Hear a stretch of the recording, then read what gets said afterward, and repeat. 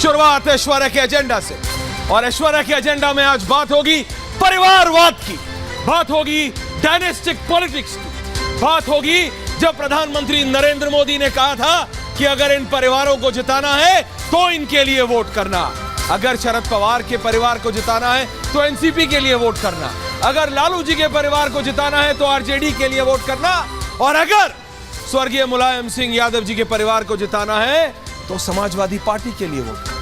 तब लोगों को लगा था अरे ये क्या बात है, वही पुराना राग अलाप रहे हैं प्रधानमंत्री, वही राहुल गांधी, सोनिया गांधी, वही परिवारवाद की बात हो रही है। लेकिन किसको मालूम था कि जिस नाम से शुरुआत की थी प्रधानमंत्री ने, शरद पवार यानी एनसीपी, वही एनसीपी शरद पवार को निकाल देगी। जी हां, आज जो हुआ है उसे ठीक पर्सपेक्टिव में समझने की जरूरत है, और इसीलिए आज पूछता है भारत में मैं आपको बताऊंगा कि किस तरह अजीत पवार, जिन्हें अजीत दादा पवार के नाम से जाना जाता है, उन्होंने शरद पवार को एनसीपी से ही निकाल दिया।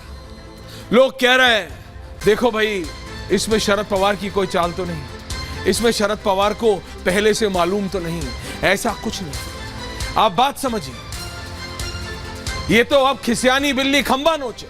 अब शरद पवार करे तो करे क्या, फोन कर रहे हैं, फोन कोई उठा नहीं रहा, उनके पीएस अजीत पवार को फोन कर रहे हैं, उनके पीएस प्रफुल्ल पटेल को फोन कर रहे हैं, उनके पीएस छगन भुजबल को फोन कर रहे हैं, लेकिन फोन है कि उठता नहीं।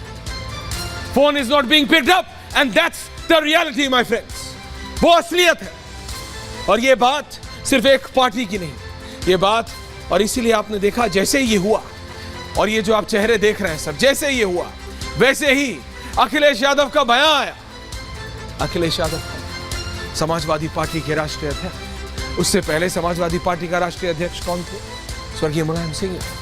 आप समझिए, क्रोनोलॉजी समझिए, डर समझिए कि अगर आप शरद पवार के साथ ऐसा क्यों हुआ। एनसीपी के विधायकों ने, उनके नेताओं ने, उनके अपनों ने, छगन भुजबल और Praful Patel was like a son to Sharad Pawar, एक बेटे की तरह, छोटे भाई की तरह। क्यों हुआ? क्योंकि आपने सुप्रिया सुले को चुना जो उनकी बेटी है शरद पवार जी की। उन सारे नेताओं से ऊपर, जो कि ज्यादा काबिल है, ज्यादा पॉपुलर है, उन सब के ऊपर, इसलिए जैसे कहते हैं ना पुत्र प्रेम, पुत्री प्रेम में,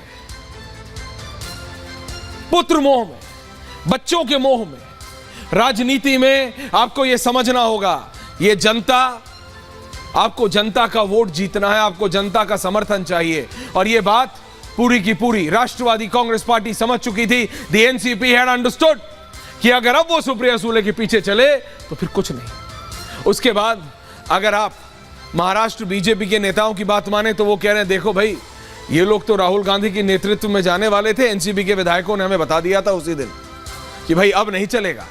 शरद पवार अगर राहुल गांधी का नेतृत्व मानेंगे, शरद पवार क्यों बने, यानी शरद पवार ने एनसीपी कब बनाई आपको मालूम है? याद है आपको? अगर नहीं तो मैं आपको बताता हूं। कांग्रेस के सर्वोच्च नेता थे शरद पवार, सर्वोच्च नेता कांग्रेस पार्टी। ट्रेजरी बेंचेस में, संसद में सबसे आगे बैठते थे, फ्रंट रो। और उसके बाद एक दिन सोनिया गांधी को नेता चुन लिया गया। शरद पवार से बर्दाश्त नहीं हुआ, शरद पवार ने कांग्रेस छोड़ दी। शरद पवार, तारिक अनवर एंड लेट पीए सांगमा, इन तीन लोगों ने कांग्रेस छोड़ के राष्ट्रवादी कांग्रेस पार्टी बनाई। सही या गलत? सही। तो फिर जब शरद पवार जानते हैं कि उनकी काबिलियत उस समय ज्यादा थी उन नेताओं को जिनको चुना गया, तो फिर अब वो कैसे गलत बोल सकते हैं अजीत दादा पवार को? एंड ये रियलिटी है, जब जब आप काबिलियत को दबाएंगे और परिवारवाद को, ये भाई भतीजावाद को आप बढ़ावा देंगे तो यही होगा, और यही होता है। क्योंकि काबिलियत को आप कब तक दबाइएगा, कैपेबिलिटी को आप कब तक दबाइएगा? और जैसे जैसे एनसीपी, राष्ट्रवादी कांग्रेस पार्टी के राजनेताओं को समझ आने लगा कि आखिरकार हो क्या रहा है, उन्होंने अजीत दादा पवार को अपना समर्थन दे दिया। परिवारवाद, भाई भतीजावाद, ये एक ऐसी चीज है, एक ऐसी चीज है, ये एक ऐसा रोग है कि लग जाता है तो पूरे के पूरे पेड़ को सड़ा देता है। और वही हो रहा है। एनसीपी कहां थी, कहां सिमटने लगी? इसलिए क्योंकि शरद पवार अब ज्यादा डिसीजंस नहीं ले रहे थे। अजीत दादा पवार की हालत आपने पिछली बार प्रेस कॉन्फ्रेंस में देखी थी, अगर नहीं, अगर वो विजुअल्स हम आपको दिखा पाए तो देख लीजिएगा। सर पीट रहे हैं अजीत पवार। जिस दिन शरद पवार ने अपना रेजिग्नेशन अनाउंस किया था, मैं आपको याद दिलाता हूं, और शुभम वो तस्वीर निकालो, एक सवाल पूछा एनसीपी के प्रवक्ता ने तो अजीत पवार ने डांट दिया कि चुप हो जा, बोलने दे उनको। अरे बड़ी मुश्किल से मनाया है रिजाइन करने के लिए अगले को। ये हालत थी और ये दिख रहा था, ये सब कैमरा के सामने हो रहा था। और जिस दिन शरद पवार बोल रहे थे, अजीत पवार अपना सर पीट रहे थे, ये सब कैमरा के सामने हो रहा था। तो डिफरेंस वाज आउट देयर।